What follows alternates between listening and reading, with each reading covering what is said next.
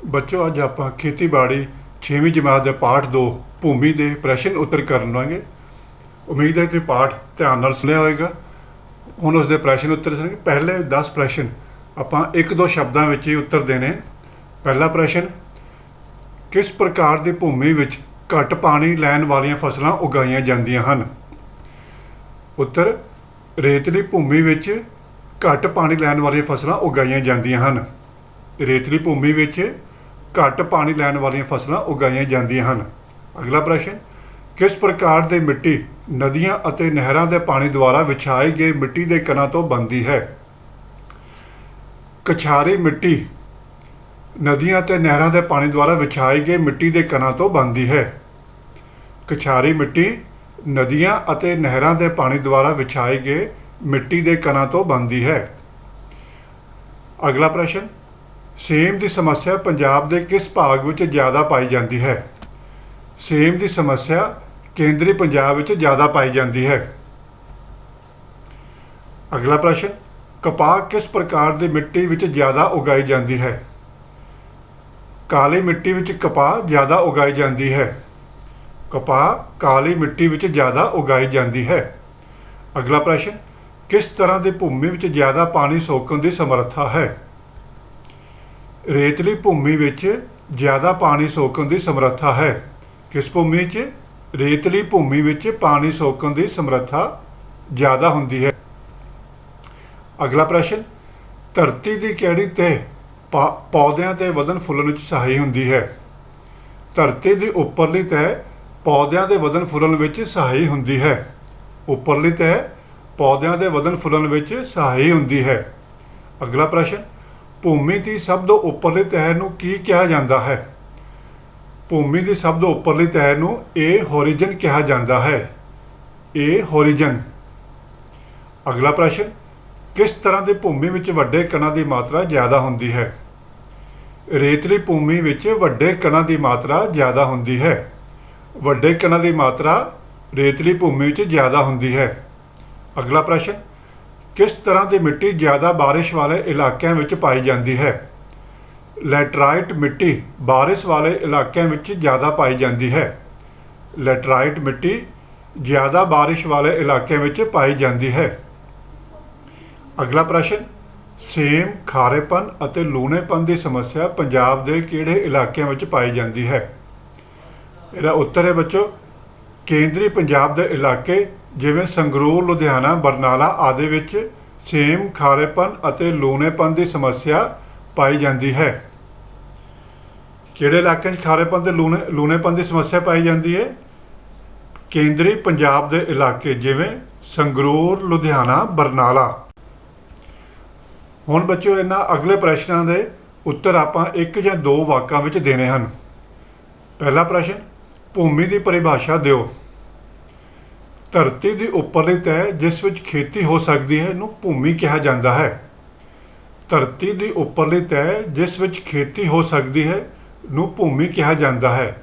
ਇਹ ਚਟਾਨਾਂ ਦੇ ਬਰੀਕ ਕਣਾਂ ਅਤੇ ਹੋਰ ਜੈਵਿਕ ਅਤੇ ਅਜੈਵਿਕ ਵਸਤੂਆਂ ਦਾ ਮਿਸ਼ਰਣ ਹੈ। ਭੂਮੀ ਚਟਾਨਾਂ ਦੇ ਬਰੀਕ ਕਣਾਂ ਅਤੇ ਹੋਰ ਜੈਵਿਕ ਅਤੇ ਅਜੈਵਿਕ ਵਸਤੂਆਂ ਦਾ ਮਿਸ਼ਰਣ ਹੈ।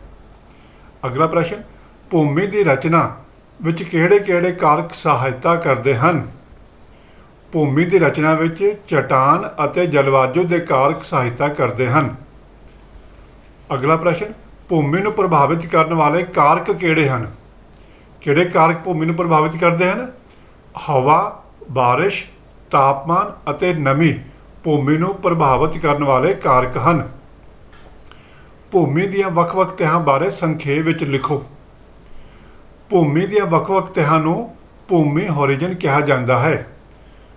ਭੂਮੀ ਦੀਆਂ ਵੱਖ-ਵੱਖ ਤਹਿਾਂ ਨੂੰ ਭੂਮੀ ਹੋਰੀਜ਼ਨ ਕਿਹਾ ਜਾਂਦਾ ਹੈ। ਇਹਨਾਂ ਤਹਿਾਂ ਦਾ ਰੰਗ, ਬਨਾਵਟ ਅਤੇ ਰਸਾਇਣਿਕ ਗੁਣ ਵੱਖ-ਵੱਖ ਹੁੰਦੇ ਹਨ। ਸਭ ਤੋਂ ਉੱਪਰਲੀ ਤਹਿ ਨੂੰ ਹੋਰੀਜ਼ਨ ਕਿਹਾ ਜਾਂਦਾ ਹੈ। ਉੱਪਰਲੀ ਤਹਿ ਨੂੰ ਹੋਰੀਜ਼ਨ ਕਿਹਾ ਜਾਂਦਾ ਹੈ। ਇਸ ਤਹਿ ਵਿੱਚ ਮਲੜ ਦੀ ਮਾਤਰਾ ਵੱਧ ਹੋਣ ਕਾਰਨ ਇਸ ਦਾ ਰੰਗ ਗੂੜਾ ਹੁੰਦਾ ਹੈ। ਅਗਲਾ ਪ੍ਰਸ਼ਨ, ਰੇਤਲੀ ਅਤੇ ਡਾਕਰ ਭੂਮੀ ਵਿੱਚ ਕੀ ਫਰਕ ਹੁੰਦੇ ਹਨ? ਰੇਤਲੀ ਅਤੇ ਡਾਕਰ ਮਤਲਬ ਚੀਕਣੀ ਭੂਮੀ ਵਿੱਚ ਕੀ ਫਰਕ ਹੈ? ਰੇਤਲੀ ਭੂਮੀ ਦੇ ਕਣਾਂ ਦਾ ਆਕਾਰ ਵੱਡਾ ਹੁੰਦਾ ਹੈ ਡਾਕਰ ਜਾਂ ਚੀਕਣੀ ਭੂਮੀ ਵਿੱਚ ਛੋਟੇ ਕਣਾਂ ਦਾ ਆਕਾਰ ਵਧੇਰੇ ਹੁੰਦਾ ਹੈ। ਰੇਤਲੀ ਭੂਮੀ ਦੇ ਕਣਾਂ ਵਿੱਚ ਹਵਾ ਵਧੇਰੇ ਹੁੰਦੀ ਹੈ, ਪਰ ਡਾਕਰ ਭੂਮੀ ਵਿੱਚ ਹਵਾ ਦੀ ਮਾਤਰਾ ਘੱਟ ਹੁੰਦੀ ਹੈ। ਰੇਤਲੀ ਭੂਮੀ ਵਿੱਚ ਪਾਣੀ ਜਲਦੀ ਜੀਰ ਜਾਂਦਾ ਹੈ, ਪਰ ਚੀਕਣੀ ਭੂਮੀ ਵਿੱਚ ਪਾਣੀ ਦੀ ਮਾਤਰਾ ਨੂੰ ਰੋਕਣ ਦੀ ਵੱਧ ਸਮਰੱਥਾ ਹੁੰਦੀ ਹੈ। ਇਹਦੇ 'ਚ ਪਾਣੀ ਜ਼ਿਆਦਾ ਦੇਰ ਖਲੋਤਾ ਰਹਿੰਦਾ। ਬੱਚੋ, ਮਲੜ ਕਿਸ ਨੂੰ ਆਖਦੇ ਹਨ? ਪੌਦਿਆਂ ਦੀ ਰਹਿੰਦ ਖੂੰਹਦ, ਪੱਤਿਆਂ ਆਦਿ ਦੀ ਭੂਮੀ ਵਿੱਚ ਗਲ ਸੜ ਜਾਣਾ ਤੇ ਹੋਰ ਜੈਵਿਕ ਪਦਾਰਥਾਂ ਦੀ ਭੂਮੀ ਵਿੱਚ ਹੋਣਾ ਇਸ ਨੂੰ ਮਲੜ ਕਹਿੰਦੇ ਹਨ। ਭੂਮੀ ਦੀਆਂ ਵੱਖ-ਵੱਖ ਤਹਿਾਂ ਇੱਕ ਦੂਸਰੇ ਨਾਲੋਂ ਕਿਸ ਆਧਾਰ ਤੇ ਵੱਖ ਹੁੰਦੀਆਂ ਹਨ? ਅਗਲਾ ਪ੍ਰਸ਼ਨ ਹੈ, ਭੂਮੀ ਦੀਆਂ ਵੱਖ-ਵੱਖ ਤਹਿਾਂ ਇੱਕ ਦੂਸਰੇ ਨਾਲੋਂ ਕਿਸ ਆਧਾਰ ਤੇ ਵੱਖ ਹੁੰਦੀਆਂ ਹਨ? ਭੂਮੀ ਦੀਆਂ ਵੱਖ-ਵੱਖ ਤਹਿਾਂ ਇੱਕ ਦੂਸਰੇ ਤੋਂ ਰੰਗ, ਬਨਾਵਟ ਜਿਹੜਾ ਉਹਦਾ ਟੈਕਸਚਰ ਹੁੰਦਾ ਅਤੇ ਰਸਾਇਣਿਕ ਨਜ਼ਰੀਏ ਤੋਂ ਵੱਖ ਹੁੰਦੀਆਂ ਹਨ। ਅਗਲਾ ਪ੍ਰਸ਼ਨ, ਭੂਮੀ ਦੀ ਉੱਪਰਲੀ ਤਹਿ ਦਾ ਰੰਗ ਗੂੜਾ ਕਿਉਂ ਹੁੰਦਾ ਹੈ? ਉੱਤਰ, ਭੂਮੀ ਦੀ ਉੱਪਰਲੀ ਤਹਿ ਦਾ ਰੰਗ ਇਸ ਲਈ ਗੂੜਾ ਹੁੰਦਾ ਹੈ ਕਿਉਂਕਿ ਇਸ ਵਿੱਚ ਮਲੜ ਅਤੇ ਖਣਿਜਾਂ ਦੀ ਮਾਤਰਾ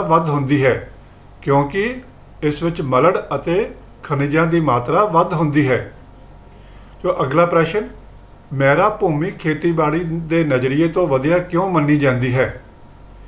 ਬੱਚੋ, ਮਹਿਰਾ ਭੂਮੀ ਖੇਤੀਬਾੜੀ ਦੇ ਨਜ਼ਰੀਏ ਤੋਂ ਵਧੀਆ ਇਸ ਲਈ ਮੰਨੀ ਜਾਂਦੀ ਹੈ ਕਿਉਂਕਿ ਇਸ ਵਿੱਚ ਪਾਣੀ ਸੋਖਣ ਦੀ ਸਮਰੱਥਾ ਤਸੱਲੀ ਬਖਸ਼ ਹੁੰਦੀ ਹੈ। ਇਹ ਭੂਮੀ ਪਾਣੀ ਨੂੰ ਇੱਕਦਮ ਜੀਰਦੀ ਨਹੀਂ ਤੇ ਨਾ ਹੀ ਜ਼ਿਆਦਾ ਚਿਰ ਪਾਣੀ ਇਹ 'ਚ ਖਲੋਤਾ ਰਹਿੰਦਾ ਹੈ। ਇਹਦੇ 'ਚ ਜੇ ਪਾਣੀ ਸੋਖਣ ਦੀ ਸਮਰੱਥਾ ਤਸੱਲੀ ਬਖਸ਼ ਹੁੰਦੀ ਹੈ, ਇਸ ਲਈ ਮਹਿਰਾ ਭੂਮੀ ਖੇਤੀਬਾੜੀ ਦੇ ਨਜ਼ਰੀਏ ਤੋਂ ਸਭ ਤੋਂ ਵਧੀਆ ਭੂਮੀ ਮੰਨੀ ਜਾਂਦੀ ਹੈ। ਅਗਲਾ ਪ੍ਰਸ਼ਨ, ਸਮੇਂ ਦੇ ਨਾਲ ਮਿੱਟੀ ਨਾਲ ਸੰਬੰਧਿਤ ਕਿਹੜੀ ਸਮੱਸਿਆ ਸਾਹਮਣੇ ਆ ਰਹੀਆਂ ਹਨ? ਸਮੇਂ ਦੇ ਨਾਲ ਮਿੱਟੀ ਦੀ ਉਪਜਾਊ ਸ਼ਕਤੀ ਘਟਣਾ, ਪੋਖ ਹੋਰ ਅਤੇ ਸੇਮ ਆਦਿ ਸਮੱਸਿਆ ਸਾਹਮਣੇ ਆ ਰਹੀਆਂ ਹਨ। ਬੱਚੋ, ਹੁਣ ਅਗਲੇ 5 ਪ੍ਰਸ਼ਨਾਂ ਦੇ ਉੱਤਰ 5 ਜਾਂ 6 ਵਾਕਾਂ ਵਿੱਚ ਦੇਣੇ ਹਨ। ਸਭ ਤੋਂ ਪਹਿਲਾ ਪ੍ਰਸ਼ਨ, ਭੂਮੀ ਵਿੱਚ ਮੌਜੂਦ ਕਣਾਂ ਦਾ ਆਕਾਰ ਦੇ ਹਿਸਾਬ ਨਾਲ ਇਸ ਨੂੰ ਕਿੰਨੇ ਹਿੱਸਿਆਂ ਵਿੱਚ ਵੰਡਿਆ ਜਾ ਸਕਦਾ ਹੈ? ਇਸ ਨੂੰ ਵਿਸਤਾਰ ਨਾਲ ਲਿਖਣਾ ਹੈ ਬੱਚੋ। ਜਿੰਨੇ ਹਿੱਸਿਆਂ 'ਚ ਵੰਡਿਆ ਜਾਂਦਾ ਹੈ ਉਹਨੂੰ ਵਿਸਤਾਰ ਨਾਲ ਲਿਖਣਾ ਹੈ। ਉੱਤਰ, ਭੂਮੀ ਵਿੱਚ ਮੌਜੂਦ ਕਣਾਂ ਦੇ ਆਕਾਰ ਦੇ ਹਿਸਾਬ ਨਾਲ ਭੂਮੀ ਨੂੰ 3 ਹਿੱਸਿਆਂ ਵਿੱਚ ਵੰਡਿਆ ਜਾਂਦਾ ਹੈ। ਕਿੰਨੇ ਹਿੱਸਿਆਂ 'ਚ? 3 ਹਿੱਸਿਆਂ 'ਚ ਵੰਡਿਆ ਜਾਂਦਾ ਹੈ। ਪਹਿਲਾ, ਰੇਤਲੀ ਭੂਮੀ ਜਾਂ ਸੈਂਡੀ ਸੋਇਲ। ਇਸ ਵਿੱਚ ਵੱਡੇ ਆਕਾਰ ਦੇ ਕਣ ਵੱਧ ਹੁੰਦੇ ਹਨ। ਸੈਂਡੀ ਭੂਮੀ ਜਾਂ ਰੇਤਲੀ ਭੂਮੀ ਵਿੱਚ ਵੱਡੇ ਆਕਾਰ ਦੇ ਕਣ ਵੱਧ ਹੁੰਦੇ ਹਨ। ਇਸ ਜ਼ਮੀਨ ਵਿੱਚ ਹਵਾ ਵਧੇਰੇ ਹੁੰਦੀ ਹੈ ਤੇ ਪਾਣੀ ਬਹੁਤ ਜਲਦੀ ਜੀਰ ਜਾਂਦਾ ਹੈ। ਰੇਤਲੀ ਭੂਮੀ 'ਚ ਪਾਣੀ ਬਹੁਤ ਜਲਦੀ ਜੀਰ ਜਾਂਦਾ ਹੈ। ਅਗਲਾ, ਡਾਕਰ ਜਾਂ ਚੀਕਣੀ ਭੂਮੀ, ਜਿਹਨੂੰ ਕਲੇ ਸੋਇਲ ਵੀ ਕਿਹਾ ਜਾਂਦਾ ਹੈ। ਇਸ ਭੂਮੀ ਵਿੱਚ ਛੋਟੇ ਕਣਾਂ ਦੀ ਵਧੇਰੇ ਮਾਤਰਾ ਹੁੰਦੀ ਹੈ। ਇਸ ਵਿੱਚ ਪਾਣੀ ਸੋਖਣ ਦੀ ਸਮਰੱਥਾ ਵਧੇਰੇ ਹੁੰਦੀ ਹੈ ਤੇ ਇਸ ਵਿੱਚ ਹਵਾ ਦੀ ਮਾਤਰਾ ਘੱਟ ਹੁੰਦੀ ਹੈ। ਇਹਨਾਂ ਨੂੰ ਭਾਰੀਆਂ ਜ਼ਮੀਨਾਂ ਵੀ ਕਿਹਾ ਜਾਂਦਾ ਹੈ। ਚੀਕਣੀ ਭੂਮੀਆਂ ਨੂੰ ਭਾਰੀਆਂ ਜ਼ਮੀਨਾਂ ਵੀ ਕਿਹਾ ਜਾਂਦਾ ਹੈ। ਅਗਲਾ, ਮਹਿਰਾ ਭੂਮੀ ਜਾਂ ਅੰਗਰੇਜ਼ੀ 'ਚ ਲੋਮ ਸੋਇਲ। ਮਹਿਰਾ ਭੂਮੀ ਵਿੱਚ ਰੇਤ, ਡਾਕਰ ਅਤੇ ਸਿਲਟ ਤੇ ਕਣ ਹੁੰਦੇ ਹਨ। ਇਸ ਤਰ੍ਹਾਂ ਇਹ ਇਹਨਾਂ ਦਾ ਮਿਸ਼ਰਣ ਹੈ। ਇਹ ਜ਼ਮੀਨ ਮਹਿਰਾ ਭੂਮੀ ਖੇਤੀਬਾੜੀ ਦੇ ਨਜ਼ਰੀਏ ਤੋਂ ਵਧੀਆ ਮੰਨੀ ਜਾਂਦੀ ਹੈ ਕਿਉਂਕਿ ਇਹਨਾਂ ਵਿੱਚ ਪਾਣੀ ਨੂੰ ਸੋਖਣ ਦੀ ਸਮਰੱਥਾ ਤਸੱਲੀ ਬਖਸ਼ਦੀ ਹੈ। ਅਗਲਾ ਪ੍ਰਸ਼ਨ, ਪੰਜਾਬ ਸੂਬੇ ਨੂੰ ਕਿਹੜੇ-ਕਿਹੜੇ ਹਿੱਸਿਆਂ ਵਿੱਚ ਵੰਡਿਆ ਜਾ ਸਕਦਾ ਹੈ? ਭੂਮੀ ਦੇ ਕਿਸਮ ਦੇ ਅਨੁਸਾਰ ਪੰਜਾਬ ਸੂਬੇ ਨੂੰ 3 ਹਿੱਸਿਆਂ ਵਿੱਚ ਵੰਡਿਆ ਜਾ ਸਕਦਾ ਹੈ। ਭੂਮੀ ਦੇ ਕਿਸਮ ਦੇ ਅਨੁਸਾਰ ਪੰਜਾਬ ਸੂਬੇ ਨੂੰ 3 ਹਿੱਸਿਆਂ ਵਿੱਚ ਵੰਡਿਆ ਜਾ ਸਕਦਾ ਹੈ। ਭੂਮੀ ਦੇ ਕਿਸਮਾਂ ਤੁਸੀਂ ਪਹਿਲਾਂ ਪੜ੍ਹੀਆਂ ਸੀ, ਰੇਤਲੀਆਂ, ਮਹਿਰਾ ਅਤੇ ਚੀਕਣੀ ਭੂਮੀ। ਹੁਣ ਉਹਨਾਂ ਦੇ ਹਿਸਾਬ ਨਾਲ ਪੰਜਾਬ ਨੂੰ 3 ਹਿੱਸਿਆਂ ਵਿੱਚ ਵੰਡਿਆ ਜਾ ਸਕਦਾ ਹੈ। ਸਭ ਤੋਂ ਪਹਿਲਾਂ ਦੱਖਣੀ ਪੱਛਮੀ ਪੰਜਾਬ। ਇਸ ਹਿੱਸੇ ਵਿੱਚ ਰੇਤਲੀ ਭੂਮੀ ਪਾਈ ਜਾਂਦੀ ਹੈ। ਇਹ ਆਮ ਕਰਕੇ ਰੇਤਲੀ, ਮਹਿਰਾ ਅਤੇ ਸਿਲਟ ਕਣਾਂ ਤੋਂ ਬਣੀ ਹੁੰਦੀ ਹੈ। ਦੱਖਣੀ ਪੱਛਮੀ ਪੰਜਾਬ 'ਚ ਰੇਤਲੀ ਭੂਮੀ ਪਾਈ ਜਾਂਦੀ ਹੈ। ਇਹ ਆਮ ਕਰਕੇ ਰੇਤਲੀ, ਮਹਿਰਾ ਅਤੇ ਸਿਲਟ ਕਣਾਂ ਤੋਂ ਬਣੀ ਹੁੰਦੀ ਹੈ। ਇਸ ਭੂਮੀ ਵਿੱਚ ਨਾਈਟ੍ਰੋਜਨ, ਫਾਸਫੋਰਸ ਅਤੇ ਪੋਟਾਸ਼ ਦੀ ਕਮੀ ਹੁੰਦੀ ਹੈ। ਪੰਜਾਬ ਦੇ ਫਾਜ਼ਿਲਕਾ, ਮਾਨਸਾ, ਬਠਿੰਡਾ, ਫਿਰੋਜ਼ਪੁਰ ਅਤੇ ਮੁਕਤਸਰ ਦੇ ਕੁਝ ਹਿੱਸੇ ਇਸ ਜ਼ੋਨ ਵਿੱਚ ਆਉਂਦੇ ਹਨ। ਇਹਨਾਂ ਇਲਾਕਿਆਂ ਵਿੱਚ ਹਵਾ ਦੁਆਰਾ ਭੂ ਖੋਰ ਮੁੱਖ ਸਮੱਸਿਆ ਹੈ। ਇਸ ਭੂਮੀ 'ਚ ਫਸਲ ਕਿਹੜੀ ਹੋ ਸਕਦੀ ਹੈ? ਇਹ ਭੂਮੀ ਕਣਕ, ਝੋਨਾ, ਕਪਾਹ ਆਦਿ ਫਸਲਾਂ ਲਈ ਢੁਕਵੀਂ ਹੈ। ਅਗਲਾ ਸਰ, ਕੇਂਦਰੀ ਪੰਜਾਬ। ਕੇਂਦਰੀ ਪੰਜਾਬ ਵਿੱਚ ਰੇਤਲੀ, ਮਹਿਰਾ ਤੋਂ ਚੀਕਨੀ ਮਿੱਟੀ ਪਾਈ ਜਾਂਦੀ ਹੈ। ਪੰਜਾਬ ਦੇ ਸਾਰੇ ਕੇਂਦਰੀ ਜ਼ਿਲ੍ਹੇ ਜਿਵੇਂ ਲੁਧਿਆਣਾ, ਬਰਨਾਲਾ, ਸੰਗਰੂਰ, ਫਤਿਹਗੜ੍ਹ ਸਾਹਿਬ ਆਦਿ ਇਸ ਹਿੱਸੇ ਵਿੱਚ ਆਉਂਦੇ ਹਨ। ਇੱਥੇ ਕਈ ਹਿੱਸਿਆਂ ਵਿੱਚ ਸੇਮ, ਖਾਰਾਪਨ ਅਤੇ ਲੂਣਾਪਨ ਆਦਿ ਸਮੱਸਿਆ ਹੁੰਦੀਆਂ ਹਨ। ਇੱਥੇ ਫਸਲਾਂ ਕਿਹੜੀਆਂ ਹੁੰਦੀਆਂ? ਇਹ ਕਣਕ, ਸਬਜ਼ੀ, ਝੋਨਾ ਆਦਿ ਫਸਲਾਂ ਲਈ ਢੁਕਵੀਆਂ ਹਨ। ਕੇਂਦਰੀ ਪੰਜਾਬ ਵਿੱਚ ਕਣਕ, ਸਬਜ਼ੀਆਂ, ਝੋਨਾ ਆਦਿ ਫਸਲਾਂ ਲਈ ਢੁਕਵੀਆਂ ਹਨ। ਇਸ ਦੀ ਰੇਤਲੀ, ਮਹਿਰਾ ਅਤੇ ਚੀਕਨੀ ਮਿੱਟੀ ਜਿਹੜੀ ਹੁੰਦੀ ਹੈ ਉਹਦੇ ਕਾਰਨ ਕਣਕ, ਸਬਜ਼ੀਆਂ, ਝੋਨਾ ਆਦਿ ਫਸਲਾਂ ਲਈ ਢੁਕਵੀਂ ਮਿੱਟੀ ਹੈ। ਅਗਲਾ ਪਾਰਟ, ਉੱਤਰ ਪੂਰਬੀ।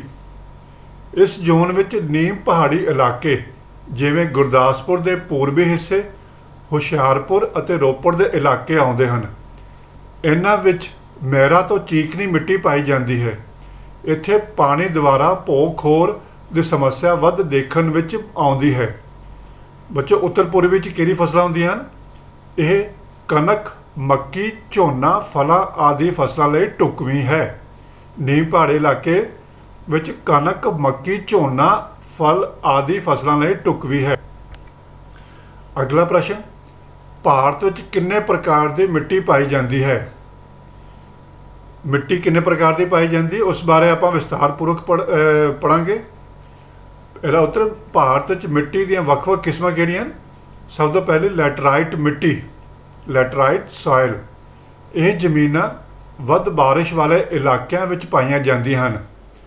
ਕਿੱਥੇ ਪਾਈ ਜਾਂਦੀ? ਜਿੱਥੇ ਬਾਰਿਸ਼, ਜਿਹੜੇ ਇਲਾਕਿਆਂ 'ਚ ਬਾਰਿਸ਼ ਵੱਧ ਹੁੰਦੀ ਹੈ ਉੱਥੇ ਲੈਟਰਾਈਟ ਮਿੱਟੀ ਪਾਈ ਜਾਂਦੀ ਹੈ। ਕਿਹੜੇ ਇਲਾਕੇ ਨੇ ਉਹ? ਦੱਖਣੀ ਮਹਾਰਾਸ਼ਟਰ, ਉੜੀਸਾ, ਕੇਰਲ, ਅਸਾਮ ਆਦਿ। ਇਹਨਾਂ ਵਿੱਚ ਤੇਜ਼ਾਬੀ ਮਾਦਾ ਵੱਧ ਹੁੰਦਾ ਹੈ।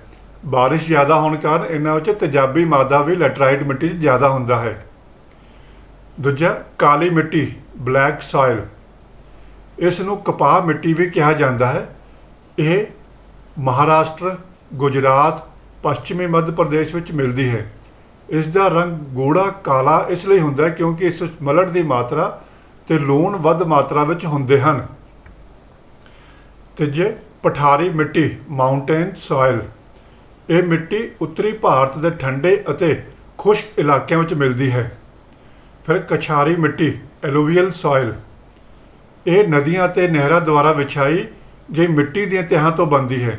ਇਹ ਉੱਤਰੀ ਭਾਰਤ ਦੇ ਇਲਾਕਿਆਂ ਵਿੱਚ ਜਿਵੇਂ ਪੰਜਾਬ, ਹਰਿਆਣਾ, ਉੱਤਰ ਪ੍ਰਦੇਸ਼, ਬਿਹਾਰ ਆਦਿ ਵਿੱਚ ਮਿਲਦੀ ਹੈ। ਅਗਲਾ, ਰੇਤਲੀ ਮਿੱਟੀ ਜਾਂ ਡੈਜ਼ਰਟ ਸੋਇਲ। ਇਹ ਰਾਜਸਥਾਨ ਅਤੇ ਇਸ ਨਾਲ ਲੱਗਦੇ ਪੰਜਾਬ ਅਤੇ ਹਰਿਆਣਾ ਵਿੱਚ ਮਿਲਦੀ ਹੈ। ਲਾਲ ਮਿੱਟੀ, ਰੈੱਡ ਸੋਇਲ। ਇਹ ਮਿੱਟੀ ਘੱਟ ਬਾਰਿਸ਼ ਵਾਲੇ ਇਲਾਕਿਆਂ, ਜਿੱਥੇ ਬਾਰਿਸ਼ ਬਹੁਤ ਘੱਟ ਹੁੰਦੀ ਉੱਥੇ ਲਾਲ ਮਿੱਟੀ ਪਾਈ ਜਾਂਦੀ ਹੈ। ਉਹ ਕਿਹੜੇ ਇਲਾਕੇ ਨੇ? ਕਰਨਾਟਕ ਦੇ ਕੁਝ ਹਿੱਸੇ, ਦੱਖਣੀ ਪੂਰਬੀ ਮਹਾਰਾਸ਼ਟਰ, ਪੂਰਬੀ ਆਂਧਰ ਪ੍ਰਦੇਸ਼ ਵਿੱਚ ਪਾਈ ਜਾਂਦੀ ਹੈ। ਇਸ ਵਿੱਚ ਆਇਰਨ ਆਕਸਾਈਡ ਦੀ ਮਾਤਰਾ ਵੱਧ ਹੁੰਦੀ ਹੈ। ਲਾਲ ਮਿੱਟੀ ਵਿੱਚ ਆਇਰਨ ਆਕਸਾਈਡ ਦੀ ਮਾਤਰਾ ਵੱਧ ਹੁੰਦੀ ਹੈ। ਚੌਥਾ ਪ੍ਰਸ਼ਨ, ਭੂਮੀ ਨਾਲ ਸੰਬੰਧਿਤ ਕਿਹੜੀਆਂ ਸਮੱਸਿਆਵਾਂ ਦਾ ਸਾਹਮਣਾ ਕਰਨਾ ਪੈ ਰਿਹਾ ਹੈ? ਉੱਤਰ, ਭੂਮੀ ਇੱਕ ਕੁਦਰਤੀ ਸੋਮਾ ਹੈ ਪਰ ਇਸ ਦੀ ਬੇਸਮਝੀ ਨਾਲ ਵਰਤੋਂ ਕਾਰਨ ਕਈ ਸਮੱਸਿਆਵਾਂ ਪੈਦਾ ਹੋ ਰਹੀਆਂ ਹਨ।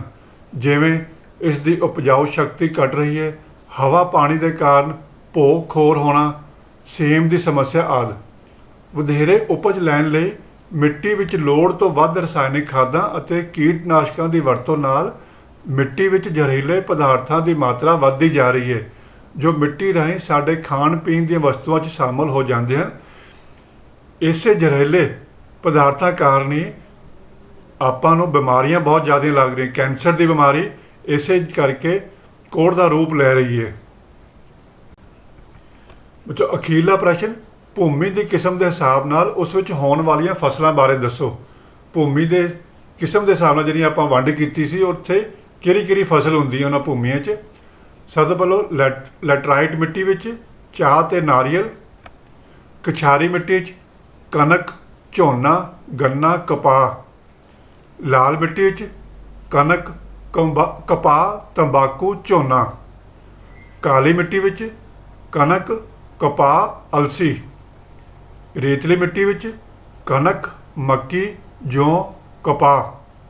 ਫਿਰ ਪਠਾਰੀ ਮਿੱਟੀ ਵਿੱਚ ਕਣਕ ਮੱਕੀ ਬਾਜਰਾ ਫਲਦਾਰ ਬੂਟੇ ਚਾਹ ਕੋਕੋ। ਬੱਚੇ ਇੱਕ ਵਾਰ ਦੁਬਾਰਾ ਸੁਣ ਲਓ। ਭੂਮੀ ਦੀ ਕਿਸਮ ਦੇ ਹਿਸਾਬ ਨਾਲ ਉੱਥੇ ਕਿਹੜੀ ਕਿਹੜੀ ਫਸਲ ਹੁੰਦੀ ਹੈ। ਲੈਟਰਾਈਟ ਮਿੱਟੀ ਵਿੱਚ ਚਾਹ ਅਤੇ ਨਾਰੀਅਲ। ਕਛਾਰੀ ਮਿੱਟੀ ਵਿੱਚ ਕਣਕ ਝੋਨਾ ਗੰਨਾ ਕਪਾਹ ਆਦਿ। ਲਾਲ ਮਿੱਟੀ ਕਣਕ ਕਪਾਹ ਤੰਬਾਕੂ ਝੋਨਾ ਆਦਿ। ਕਾਲੀ ਮਿੱਟੀ ਵਿੱਚ ਕਿਹੜੀ ਫਸਲ ਹੋ ਸਕਦੀ ਹੈ। ਕਣਕ ਕਪਾਹ ਅਲਸੀ।